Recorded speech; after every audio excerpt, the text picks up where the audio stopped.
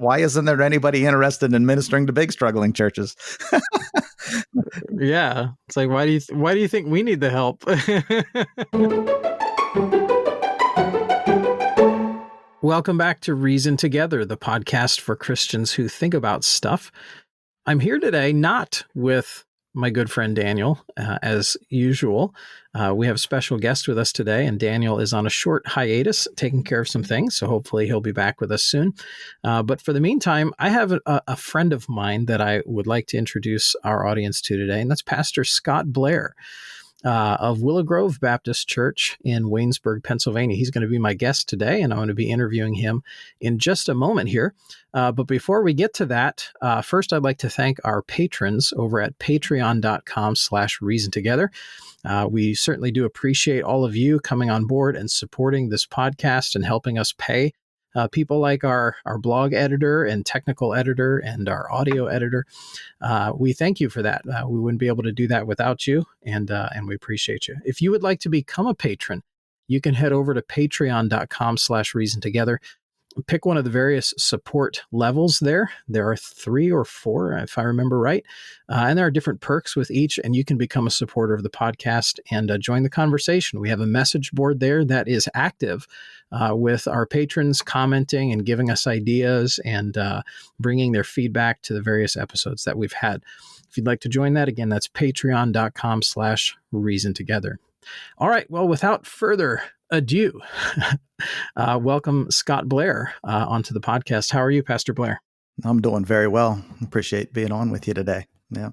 Yeah, it's good to chat with you. We've been friends for a number of years, and I have always appreciated our conversations that we've had, always been blessed by them. So when we decided we were going to have a guest on this time, my mind went, I got to have Pastor Blair on there. So I'm glad that it worked out.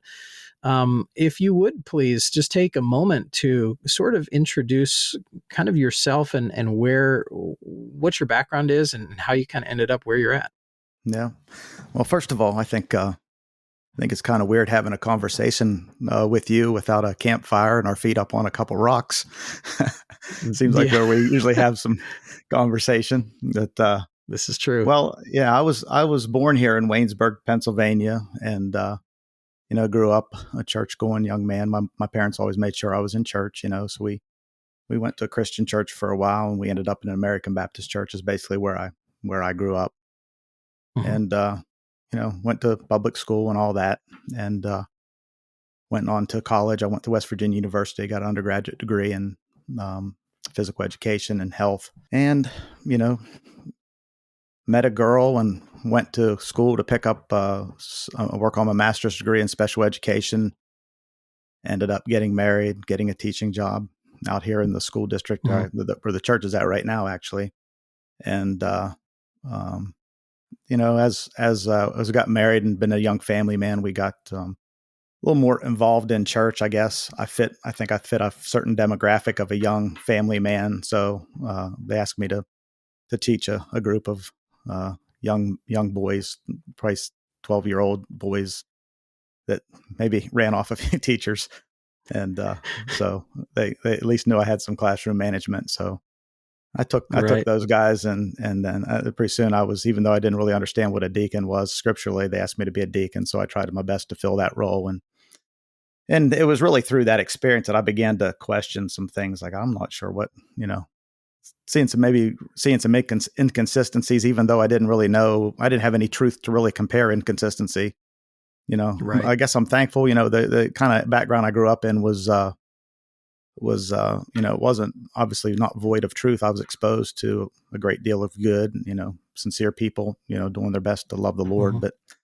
But things just weren't spiritually right, I guess. And it was about that time that a man from the church here came and visited us at a home that we didn't live too far from the church here, and invited us down. And long story short, we attended a few services here, and I really began being convicted about my salvation. I know I grew up in church, and I knew I was baptized and such, but there was never that point in time where I remember being convicted and repenting and believing. And, there was never that point of new birth, And right. So long story short, I struggled over that for a while, and and got saved or got assurance of my salvation, one of the two. But I do believe I do believe I was saved, and because things began Yeah. to change, after I got that settled, really things began to change that were outside my control and boundary, and the Lord began changing desires of my heart and such, and so as I began to grow and serve the Lord here in this church, wasn't very long that I felt like the Lord had given me a desire to do something, maybe as we would say full time. I had no idea what that was, but I knew I needed more formal training. So I went to Connecticut Seminary and helped to get a church established there in Connecticut. And then wasn't long before the Lord gave the opportunity to come back here and take the church here. And I've been here for since 2007. So that's 14, going on 14, 15 years. And I've just been laboring here in my home, basically my hometown, close enough to it. And that's kind of my journey, I guess. Amen. Interesting. So you'd say the first thing that really started getting you to ask questions was when you were put in responsibility over young people, and you were supposed to teach them what was right, but instead it kind of forced you to ask, do I know what's right? Is that perhaps the first time you started really asking questions? Yeah, absolutely. Yes. Inconsistency in my own life, but then what little bit I knew about the Bible, I could see some inconsistency there in the church, Yeah. And, for one example, I drank, and there would be many times I would be drinking on Saturday, doing the man thing, working around the house, having a few drinks, and then, prepare for Sunday school and go off and teach Sunday school the next morning. And I began thinking, something's not right there. I mean, something's not right. Even though I didn't, there was never I really never heard any preaching against any of that kind of stuff, but something, just my conscience, something, this can't be consistent here, and then some other things there. And I thought, but that doesn't seem consistent either. And, be honest with you, my wife, here's how the Lord works, right? So my wife was, we had talked and we thought maybe we'll see about maybe visiting a few other churches, while I'm teaching Sunday school in a deacon, I'm having these thoughts, and that didn't seem right either. But again, I didn't have a whole lot of discernment anyway.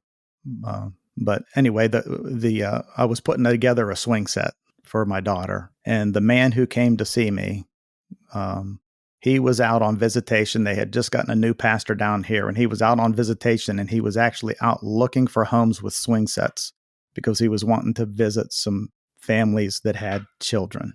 And I just happened to be in my yard putting a swing set together. And he says, talks to me a little bit. And I said, well, he tells me he's come from this Baptist church down here. And I said, well, I actually go to Baptist church. And we have a great conversation for a good while. He invites me down. It was a few weeks before we were actually able to come down here, to get things arranged. But that's what we would do. I would teach Sunday school, and then I would come out home, and I grabbed my wife on the way to this church, and we'd do Sunday morning out here. We'd come in a little bit late, but we did that for a while. And then eventually the Lord just moved us here completely. But it's really the first time I ever heard really, strong Bible preaching, and truth. And I remember after the first couple Sundays, we got to the car, and I just sat in the car and looked at her and said, this is it. I mean, this is what it's supposed to be. I mean, I'm stirred up, I'm challenged, I'm convicted, I'm excited. I'm, all these variable things that preaching does to you. Yeah, but that's interesting. So this, obviously you're an adult, a little later in life than maybe a lot of folks in Baptist churches get saved. A lot of folks have the experience of getting saved as a child. But for you, you're a married adult, you have children, and there was something in you that noticed kind of the conflict between what you asserted to believe and what you were doing. And that's interesting, because it seems to me that a lot of folks maybe in a similar position are almost unaware of their own inconsistencies. And yet somehow you were able to notice that you were being inconsistent, and this bothered you. And was there something you were like, what was the teaching like when you were a kid? Is that maybe responsible for what helped you notice you were being inconsistent? Well, I don't know if I was probably about 30 years old or so when this happened. I might have been 29, Mm-hmm. 28, in that range. Um, I don't know that it would be anything in my upbringing or anything that I had learned in the church there. The church gave just a good basic Bible understanding of things. Mm-hmm. Um, uh, I think Yes. I might attribute it to the dynamic of having a child. When you have a Huh. child, you become keenly aware that you're responsible for somebody, and they watch what you do. Yeah. And that's the only thing I can think of is it's that dynamic of having a child. And now you look at things, you look at the whole world differently. You look at your whole life differently Yeah. because you're responsible for somebody else. And maybe it was that along with a combination of my upbringing and subtle things that I learned over the years at church that I thought, well, something just doesn't seem right. Right. Huh. That's interesting. So at some point here after that you felt some sort of leading into ministry. You went to seminary. Um Now being, what did you say, 17 years? How long ago since you entered the ministry? Yeah, 2006, 2005, I helped start a church in Connecticut, and then till now. So I've been back here since 2007. So Okay. that's 14, maybe going on 15 years this year. Yeah. Are there ways in which you've seen kind of your own philosophy of ministry evolve in that time period? Yeah, I would say so. I mean, in many different areas, but even just the process of me trying to work, after I worked through my salvation, working through this process of what God was doing in my life. I'm like a lot of us. We were exposed to a lot of preachers, a lot of missionaries, Mm-hmm. and most of them have a story of a big moment, where something big happened. They know they're supposed to go to this continent or that continent and do this and do that. And I heard enough of Right. that to begin to think, well, God can't be using me. I don't have that moment. I don't Hmm. have anything like that. Alls I have is my desires are changing. You see, before I was saved, my desire in life, I didn't have any great desires. I was happy teaching school. I wanted to continue to teach school. I had a love and a passion for wrestling. I wrestled all the way up through college, and I really had a desire to accomplish as a coach what I never accomplished as a wrestler. Mm-hmm. I was on path to do those things. I wanted a house out in the country with some land and maybe a pond eventually to go fishing in. And that's where we lived out in the country. We had 20 some acres, and I was doing all that. And then I go to this church Right. down here, I get saved, and all of a sudden, all this stuff doesn't mean anything to me as much to me anymore. I'm coaching wrestling. I'm seeing the vanity of things, and I'm like, what's happening? Uh, Right. I'm sitting at school, and I'm reading my Bible before class starts. The kids come, and I'm thinking, I wish I could just keep studying. I don't want to have to teach school, and uh, but it was not me. It was the Lord working. And Mm-hmm. anyway, it ended up being a missionary actually came, and he was preaching from Psalm. He was just mentioning Psalm 119, 105, lamp unto my feet and a light unto my path. And he basically made the point that lamp unto your feet was just enough to basically so you could take your next step or so. And when you took Mm-hmm. that step, the Lord would, the light would light the next step. And it was Yeah. like a light bulb came on. I'm like, yeah, God's working in my life. I have these desires. I don't have this moment of where God's saying you're going to be a pastor wherever, or you're going to be a missionary wherever. Then he says, you need to take the next step. And the next step I knew was I needed some more formal, in-depth Bible Yeah. instruction and preparation. I need more preparation for that. So, the Lord led us to Connecticut, and I got that. And as that went on, God began to narrow down that, I think it's the pastorate. And then eventually when the right time was come, he led opportunities and had opportunities to the place of where. But it was a step-by-step Mm-hmm. thing. It wasn't this one big thing where I knew that I was going to be this and that, or one big decision. It was a series of decisions and choices. And, that began to cause me to think, why do we do things the way we do? Why do we Right. try to get, preteen, teenage kids to make a decision when they're that young to do something that maybe God hasn't even given the desire to do, but you have the desire for them to do that. And, Right. they make a decision, a choice that maybe isn't God's will for them or not God's will yet. These kids don't have any, Yeah. a lot of times they don't have any qualifications yet. They're not married. Mm-hmm. They don't have any children yet. They haven't proven themselves. They're still novices. Most kids that grow up in Baptist churches probably spend more time being served than serving. So they haven't even shown themselves to be faithful in that which is least yet. But you're trying to get them to commit to doing that which is, right. this great. I mean, it's a big life choice. And I'm thinking, well, why do we do it that way? Yeah. That's interesting. I was recently talking with someone who was explaining to me this situation where their church essentially folded. And part of the reason was the pastor had just kind of gone off into some pretty wild views about some things, doctrinally speaking. And long story short, it turns out when the man got saved when he was a teenager, 16, 17 years old. They rush him off to Bible college. They train him there for 4 years, fill his head with lots of Bible information.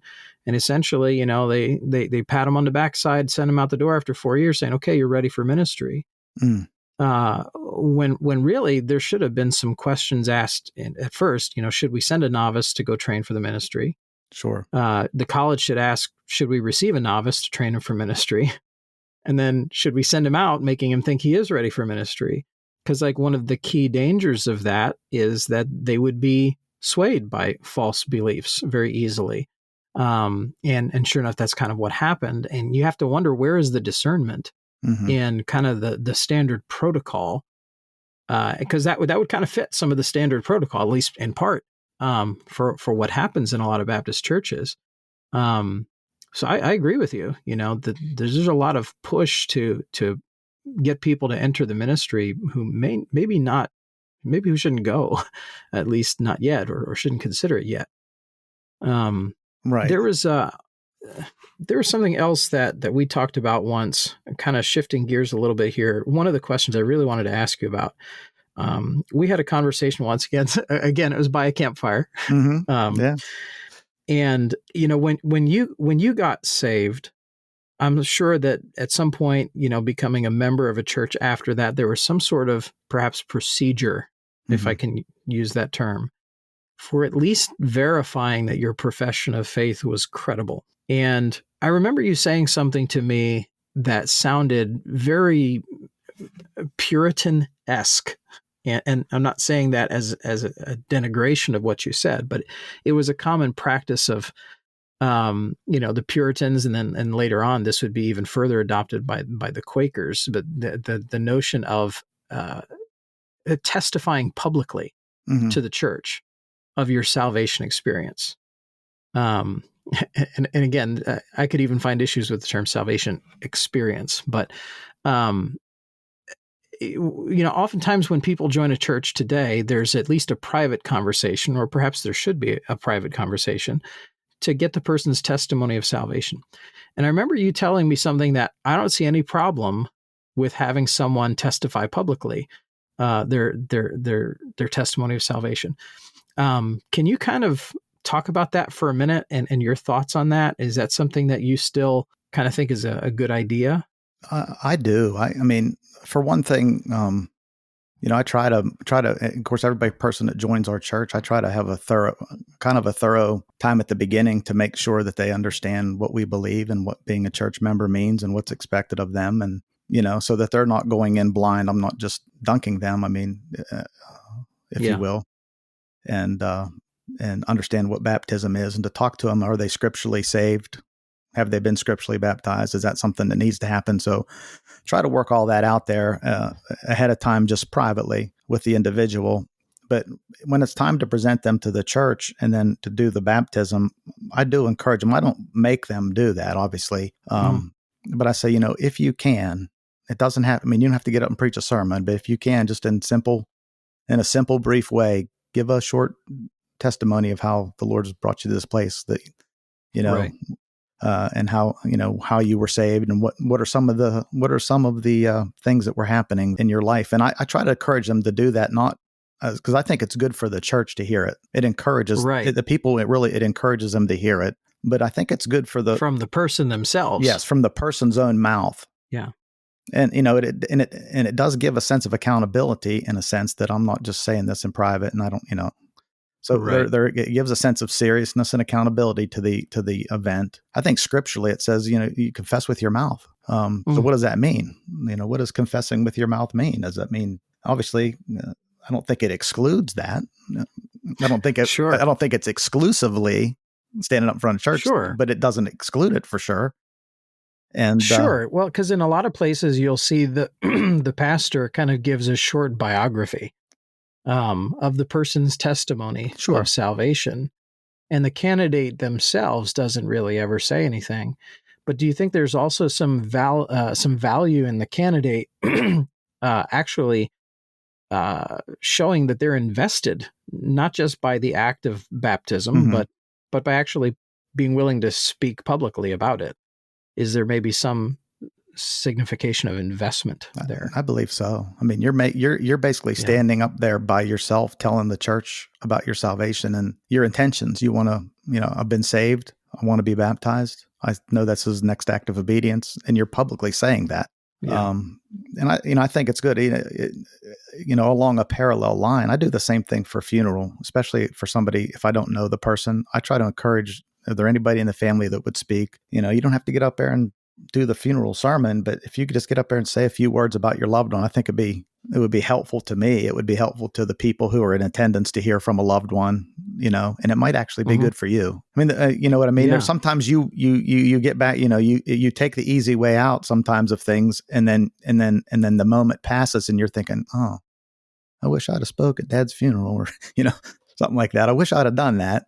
Right. But you don't, because it's easy. It's an easier way out. So, one thing we don't need in our Christianity is an easier way out of doing what we ought to maybe do, because the Christian life is about making the decision and going against the flow and doing the hard thing. So why not make something might be challenging to somebody at the very beginning. Now, if somebody just can't, I say, well, you're going to stand up there. I'll ask you questions. You affirm yes or no, so it's not like I'm hardcore about that, but I do try to encourage them.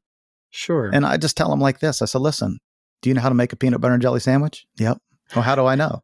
Yeah, I could tell you real easy how to make a peanut butter and jelly sandwich. I could tell you, I could take 20 minutes and tell you, or I could take 2 seconds to tell you, but I know how to, so if you've been saved, I'm not asking you to get up and give every theology of all the doctrine around it. Can you just get up there and say, listen, I was a lost sinner. I became aware of that through the preaching here. Pastor's been preaching the gospel. Somebody gave me a gospel tract. Somebody talked to me about Jesus. I've seen my need. I've repented. I've trusted the Lord as my Savior. I'm ready to be baptized. Well, that's, other than the public aspect of it, if you're saved, you should be able to explain a little bit of some basic details of how the Lord saved you, what the Lord's done.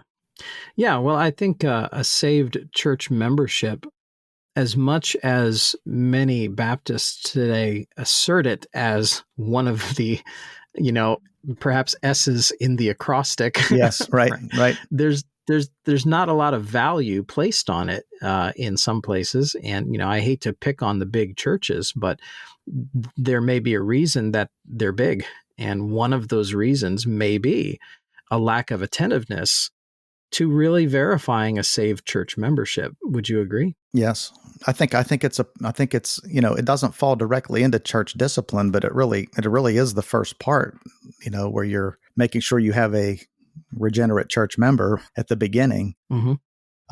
And then, that's the other half of it is that, many times, for the sake of numbers, what do we do? We don't do anything as far as joining the church, because we want them to make it as easy as possible. And then when they don't act like a safe person, we don't discipline them anyway until, a certain point. Again, it's, I think a lot of things scripturally are difficult, and we're prone to want to do what's easier. Sure. Now I am, I'm not standing in judgment of anybody else. I am. But I see the value in doing things scripturally, and even if it's the harder way, there's value in that.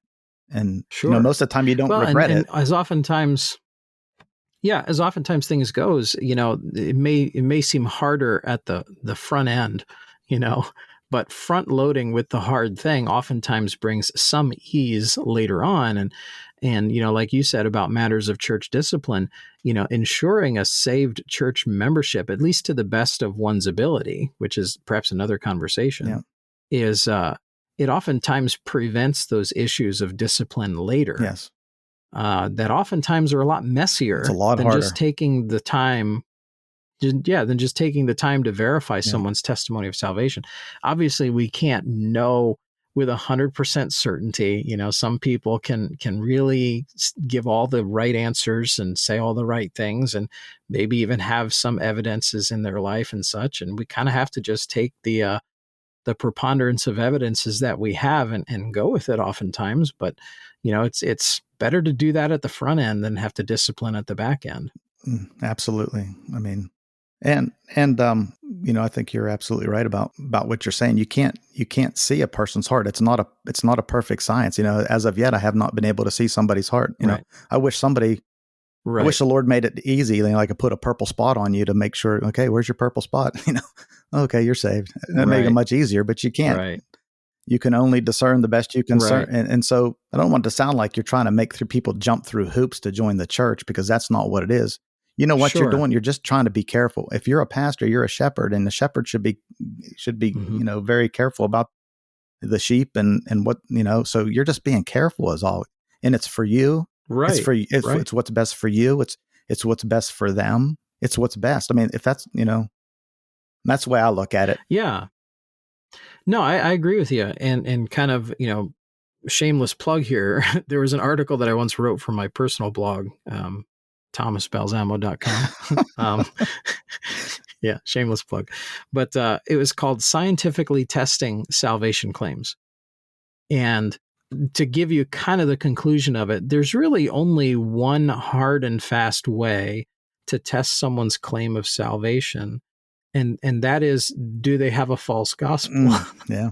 You know, and, you know, if you ask them, what do you believe about salvation? How do you believe a person is born again? And, you know, and they say, well, I think if you do the best you can, then you'll get to heaven when you die. Well, that's a hard pass. Yes. Right. Absolutely. You know, so the truth is the only scientific empirical aspect of someone's salvation claim. Whereas the other evidences that the Apostle John gives us in his first and second epistle, you know, about obedience, right? A trend of obedience in one's life and a trend of loving the brethren and so on. Those things are kind of on a scale, perhaps, and not a normal distribution. They kind of are in flux throughout a person's life many times. And that's a lot harder for us to know. In fact, I would say it's impossible for us to know, because we lack the omniscience of God. Right. Right. He knows that someone's degree of obedience. He knows someone's degree of love for the brethren. The only thing we know for sure is whether or not someone believes a true gospel or a false gospel, because that has been given to us to know. Right. I agree 100%. Those other ones are important. Obviously, they're part of Scripture.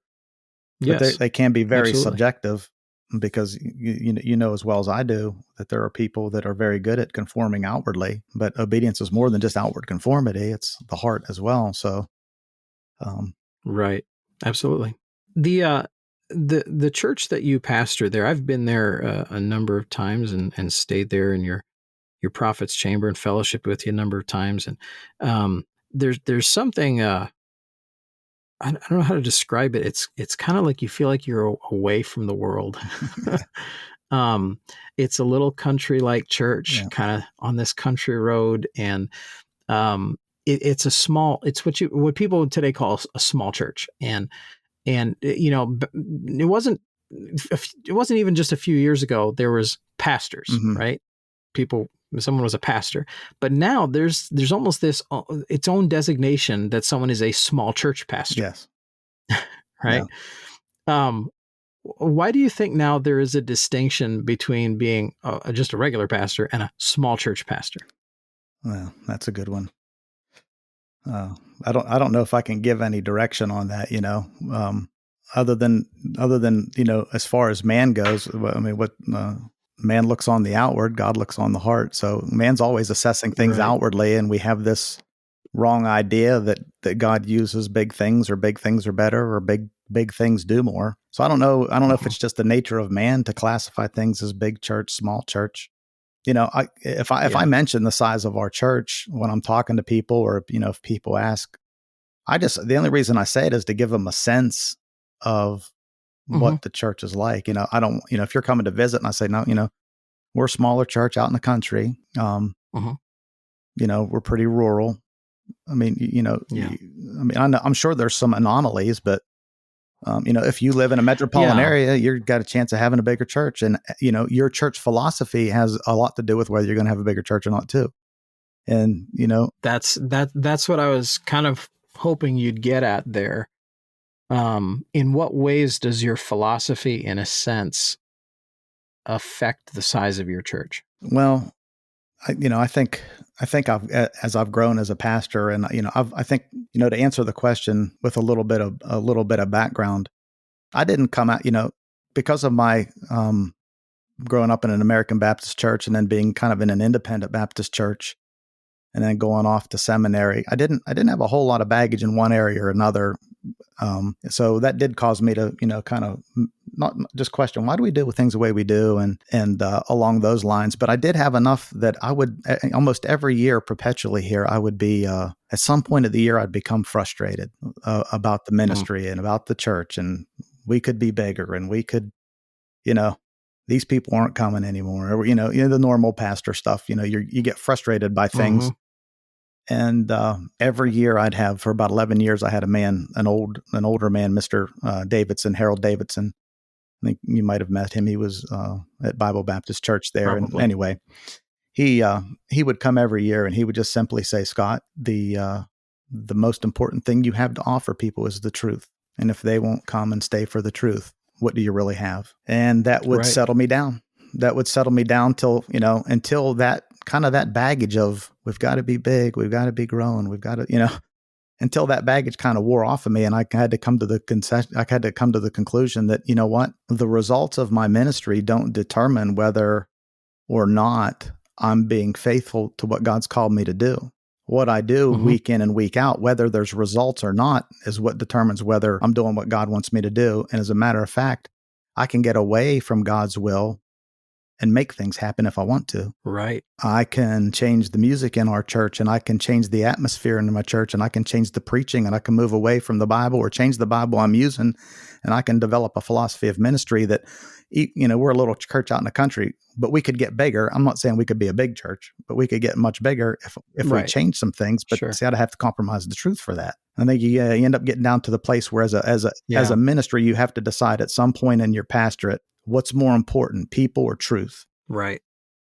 Because really you cannot appease both. And I see this in the Lord's ministry. The Lord was never willing to surrender truth for people, but he was willing to let people go away from him because they wouldn't receive the truth. So if he's the great shepherd and that's his philosophy of ministry, and that ought to be my philosophy of ministry. I would hold to the truth, try to preach and teach the truth and practice the truth, and let God, God gives the increase. All I am, I'm a sower, I'm a waterer. God gives the increase. He's in charge of that, not me. And so it was very liberating. So I'm just going to preach the truth and teach the truth. And the people who want the truth will be here. The people who don't want the truth will stay as long as they're willing to stay, and then they'll depart. Yeah. Yeah, I think there's a John chapter 6 reference there, I think, when Jesus spoke about himself being the bread of life, and he said some pretty hard things to swallow there. And a lot of folks started leaving, and he didn't really attempt to retain them, did he? No. Interesting thought. That is not the question, the Lord's love of people. There is no doubt God cares and loves about people. I mean, Calvary is the demonstration of that, but truth is a part of him and who he is. He is truth. So obviously, there, with that kind of philosophy of ministry, there's challenges to ministry, and I was talking with my wife recently, and she was mentioning some things to me that I guess a conversation she'd had with someone else, that they were a group of guys talking, and he brings up the question about their pastor and says we should pray about our pastor's burdens. And it seemed like a foreign concept to the other men in the group that the pastor has burdens too. And when my wife told me this story, I said, well, I guess I'm kind of wanting to be careful, because there seems to be two sides of the aisle here. One side of the aisle loves to talk about how burdened pastors are, and how hard pastors have it and how they're suffering from depression and how there's all sorts of suicidality and all these other issues with pastors. And they want to talk about how hard it is to be a pastor. The other side seems to be almost blissfully ignorant. They almost come across, honestly, for lack of a better word, stupid. Mm-hmm. Because they come across as, there's always joy in serving Jesus. And I'm just never sad. I'm never unhappy. There's never anything that gets me down. And they seem either, shallow or in denial or something like that. And as with many things, I think the answer is somewhere in the middle. What do you think about the conversation about pastoral burdens? Is it the drive of leadership to say we should never talk about the hardships of pastoring? Should we just always ignore that? Is that just leadership? Or is there value in making the average Christian aware that pastors do have burdens too? Because a lot seem unaware of that. What do you think? Yeah, I think balance, like you said there in this situation, I think is where it's at, because, on one side, overemphasizing the burdens, creates certain types of problems. On the other side, not ever mentioning creates another kind of problem. In other words, people who might consider going into the ministry might only see the benefits and never see the struggle, and they're deceived. Oh, I want to be a pastor too. Right. So, and then they get in there and they realize, oh, this is not what I thought it was, because they only saw this. It's work. Yeah, they only saw this one part of it. Then the other side, if it's always bad and doom and gloom, well, nobody's ever going to want to do that, because they're thinking, why would I want to do that? And right. I think a lot of it comes around with, again, it's our humanity when it comes to this thing of the pastorate. I know in our church, I try as much as possible to just say, you know what? Yes, I'm the pastor. That's a position. But I was a lost sinner who needed to be saved just like everybody else. I am a church member. Mm-hmm. I'm a member of this church just like you guys. I just happen to be the pastor, but I am a member. Right. And, right. I have a family. I have children. My children are not perfect. We have struggles. We don't do everything right. So I think you have this realistic idea that what is a pastor? Is a pastor somebody just like you, trying to maybe just teach a little bit of pastorology, if you will, that there are great days. There are days where like myself, I think the call to the ministry, I think one of the biggest things that really settled it for me is it didn't go away. The desire didn't go away. It never went away. It would ebb and flow. Sometimes I was more joyous and sometimes less joyous, but it was always there. It was a constant, Right. And, that's really what sustains you through a bunch of that.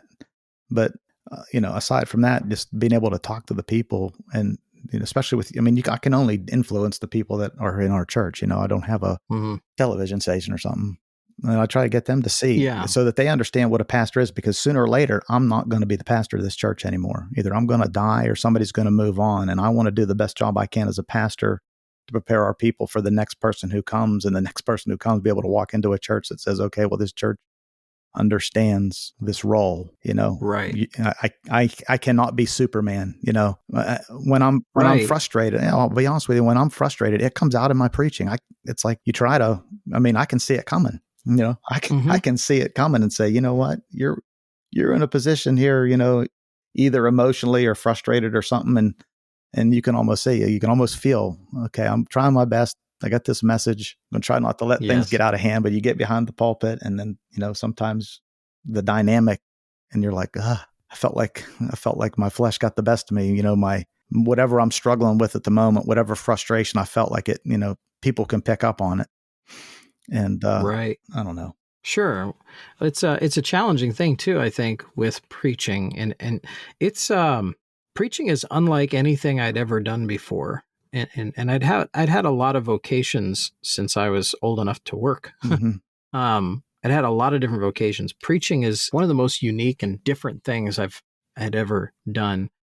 And one of the struggles I think in it is, as you study through something and you're preparing something, you never really sit down with the intent of preaching at a person or about a person or something that's specifically applicable to a person. But as you're studying through the things and the applications start to come through, you can kind of start to see people in it. Mm-hmm.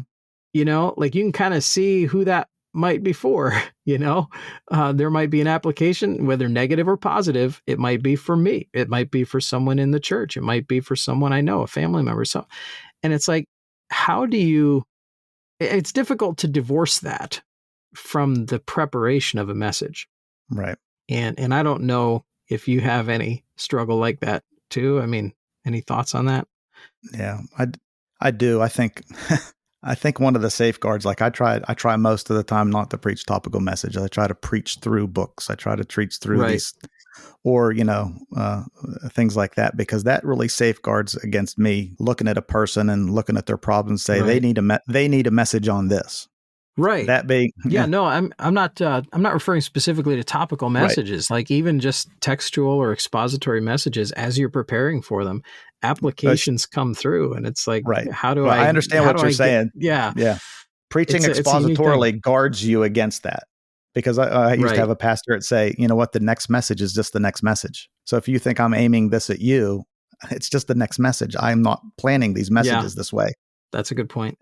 And like you say, it gives you a little bit of liberty, because you can't help but study a passage Yeah. and begin to see, see application and see some of the people that you're preaching to say, maybe this would be Yeah. from my perspective, a good application for them. Maybe they need to get a hold of this. But to me, one of the humbling things was, and I say this to the church every once in a while, is I say, if I preach something that seems to be really like I've been reading your mail, or that phrase. First of all, I don't do that.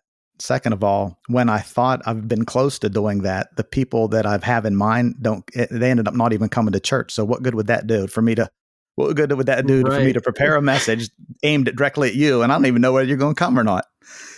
So it's like it was like Right. foolishness. So I try to do that, but I mean, Yeah, no, it's saved my hide before when someone has come after the service and said, you were preaching that about me, weren't you? You were preaching that to me. And it's no, it was just the next message. it It was was just the next verse that came along as we were going through the series. So it's helpful. yeah. I mean, so I think Hmm. being realistic, I guess, going back to your original question, being realistic about what the pastorate and what it is and who's doing it Right. is important. That it is not, realistically, it is not always, the best of what you see. I think a Yeah. lot of people, like even, evangelism, if you will, you got the guy that blows into town and dynamic, Hmm. living in a motorhome or sleeping in hotels, nice suit, going out all day with the pastor. He comes, he preaches at night. Hmm. Everybody's enamored, and he's off to the next place. And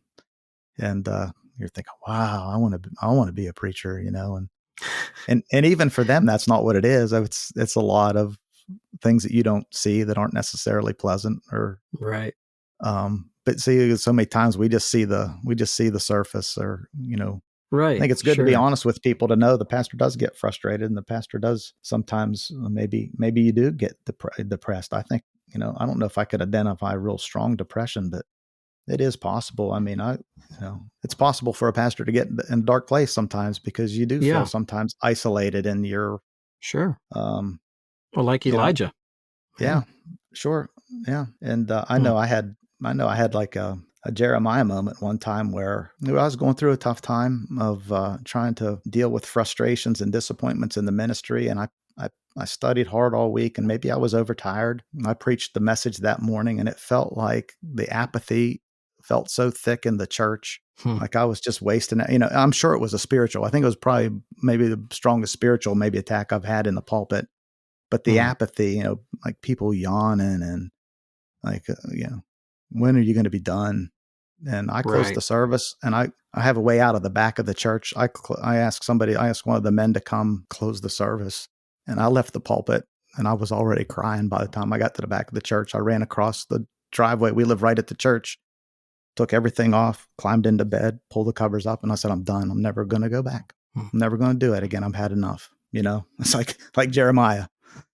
So you do Yeah. get to these places. I've been to these places. I'm sure other pastors, maybe not exactly that same experience, but you get to these places where there is spiritual warfare and there is a spiritual attack. And whether there's apathy Right. or not, that doesn't mean that Satan's not going to cause you to have imaginations of apathy that you Right. have to deal with, or, those kind of things that are tough. So, praying for your pastors, it's not that his life's so miserable or hard, but at the same time, if you don't think there's not going to be struggles and frustrations and disappointments and discouragements and things like that, And that's what your pastor needs prayed for, because there's these things going on all the time. Right. Right. And I think if a pastor doesn't experience that struggle, he's probably not doing real ministry. Yeah. Yeah, those things certainly And happen. you know what happens? I took a nap and my wife came and comforted me, and I was back in the pulpit on Sunday night. And I got up the next morning and I thought, what was I thinking yesterday? I can't stop preaching. Right. That's what I'm talking about that little motor that doesn't go away. Right. It lets me know that's the Lord's putting that desire there for me. Yep. I know what you're talking about. Going back to that, that's how I knew. That's ultimately how I knew that what the Lord was. See, some guys talk about their call to preach, or I don't.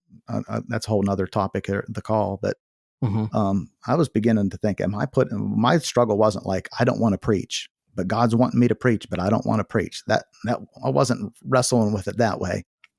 What I was wrestling with is I'm thinking, is this something that I want? I mean, am I producing this desire in myself? Like, is this, how you get infatuated with this or that or the next thing? Yeah.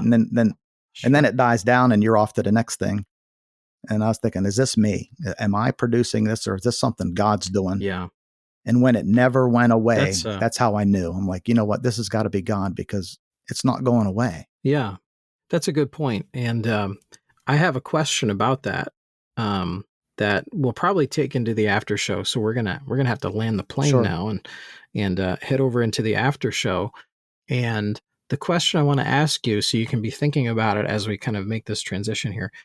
The saying I've heard before is, if God calls you, if you think God calls you to preach, if there's anything else you can do and like it, right? If there's anything else you could see yourself doing, then you're probably not called to preach. I want to ask you about that question in the after show.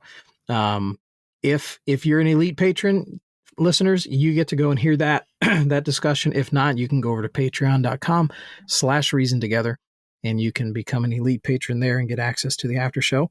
But Pastor Blair and I are going to move over there and continue the discussion.